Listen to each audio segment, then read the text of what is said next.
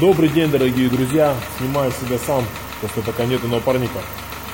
Разбираем Lifan Solana. Номер не буду показывать. Стук в двигателе. Приблизительно стучит вот так.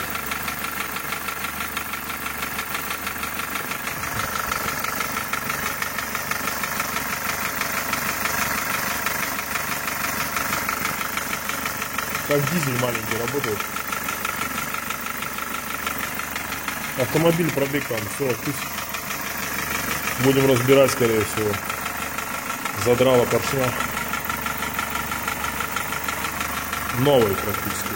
Машина практически новая. Lifan не Solana, а X60.